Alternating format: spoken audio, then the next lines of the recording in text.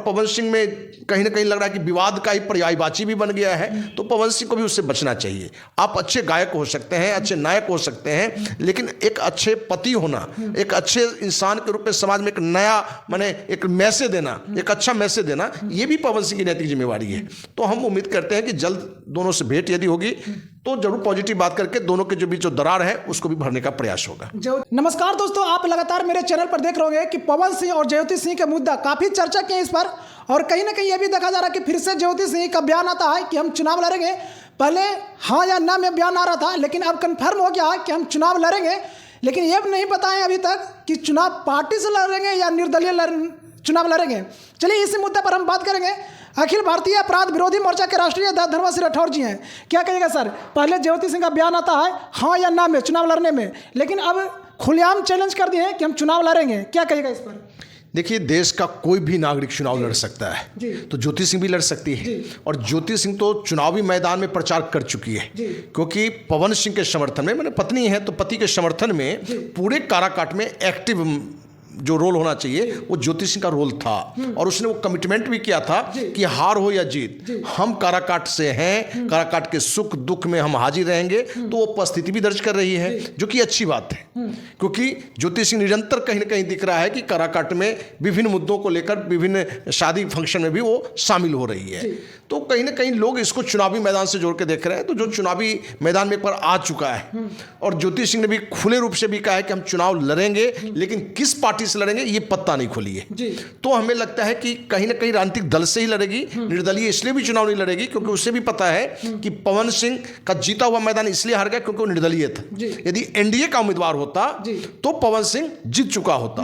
वैसे पवन सिंह के बारे में यह भी जानकारी है कि मनोज तिवारी उसके संपर्क में है, और फिर से भाजपा में पुनर्वापसी का भी प्रयास किया जा रहा है। अब कितना वापसी होगा ये समय बताएगा, लेकिन हमें लग रहा है कि ले देकर ज्योति सिंह भी भाजपा से ही चुनाव लड़ेगी, ये हमें संभावना दिख रहा है। वैसे जनसुराज का भी प्रयास है, क्योंकि जनसुराज के सर्वे सर्वा प्रशांत किशोर जी की भी हमने एक बार में बयान देखा है कि पवन सिंह से भी उनकी बातचीत है, या मैंने उनके अविनाश मिश्रा की बातचीत है। तो हमें लगता है कि जनसुराज भी प्रयास में है, बीजेपी भी प्रयास में है, तो ज्योति सिंह भी अपना लाभ हानि देखेगी। हो सकता है कि पवन सिंह भी चुनाव लड़े, तो ये देखेंगे किस क्षेत्र से और किस पार्टी से लड़ने से हमें फायदा होगा। हर व्यक्ति का अपना एक व्यक्तिगत छवि होता है, पर्सनल व्यक्तित्व होता है, लेकिन पार्टी का वोट वो भी महत्व रखता है। तो पवन सिंह ज्योति सिंह इन चीज़ों को देखते हुए ही चुनाव लड़ेंगे।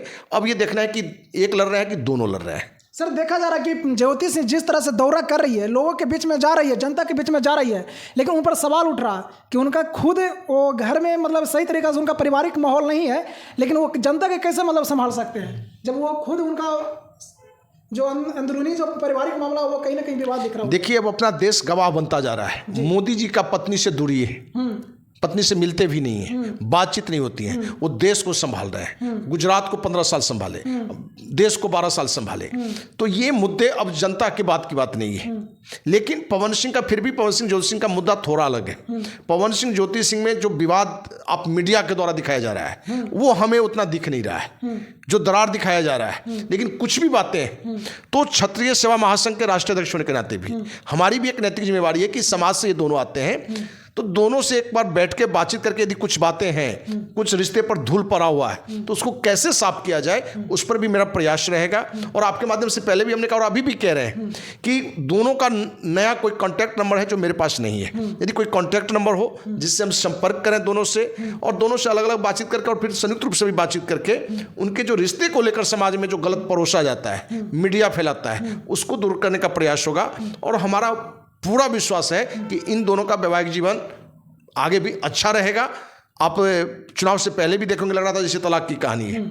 कुछ बातें हैं कहीं कहीं हो जाता है पारिवारिक में, और पवन सिंह में कहीं ना कहीं लग रहा है कि विवाद का ही पर्यायवाची भी बन गया है। तो पवन सिंह को भी उससे बचना चाहिए। आप अच्छे गायक हो सकते हैं, अच्छे नायक हो सकते हैं, लेकिन एक अच्छे पति होना, एक अच्छे इंसान के रूप में समाज में एक नया माने एक मैसेज देना, एक अच्छा मैसेज देना, ये भी पवन सिंह की नैतिक जिम्मेवारी है। तो हम उम्मीद करते हैं कि जल्द दोनों से भेंट यदि होगी तो जरूर पॉजिटिव बात करके दोनों के जो बीच जो दरार है उसको भी भरने का प्रयास होगा। ज्योति जी की तरफ से यह भी एक दावा किया जा रहा है, मतलब हम लोग का नहीं कहना, लोगों का कहना, जब विचार लोग करते हैं उनको कहना है कि ज्योति सिंह पवन सिंह से बदला लेना चाह रहे हैं। अब पता नहीं पति पत्नी में कहाँ बदला लेने की बात है। ये लोगों के समझ में आ रहा है कि बदला लेंगे, ठीक ना, किस बात का बदला लेना है, किस बात का? आप विवाद देख ही रहे, पति पत्नी का विवाद है, उसका बदला लेना चाह रहे हैं। सच्चाई ये है कि आम लोगों की जीवन को कोई जानता नहीं, उसका चर्चा नहीं होता है। हमें लगता है कि अभी जो समय चल रहा है बहुत सारे लोगों के पति पत्नी में विवाद की स्थिति है, लेकिन वही सुलझ जा रहा है, वही सारी चीज़ अच्छी हो जा रहा है। तो आप विश्वास करिए कि पवन सिंह ज्योति सिंह का भी संबंध 100% अच्छा हो जाएगा और जल्द अच्छा हो जाएगा, विश्वास कीजिए। चलिए दोस्तों, कहीं ना कहीं आप देख रहे हैं कि पवन सिंह और ज्योति सिंह के मुद्दे पर काफ़ी चर्चा की है और लगातार आप देख रहे हैं कि पवन सिंह कहीं ना कहीं सोशल मीडिया पर आकर वायरल हो रहे हैं और ज्योति सिंह के भी देख रहे हैं कि कहीं ना कहीं चुनावी मुद्दा को लेकर वो सोशल मीडिया पर बने हुए हैं। अब तो दावा भी कर दिए हैं कि हम चुनाव लड़ेंगे, और कहाँ से चुनाव लड़ेंगे इस पर ये खुलासा नहीं किए, पर चुनाव वो लड़ेगी। बाकी आप इस वीडियो को देखकर क्या समझते हैं कमेंट बॉक्स में जरूर बताएं। वीडियो अच्छा लगे तो लाइक करें, सब्सक्राइब करें। थैंक यू, धन्यवाद।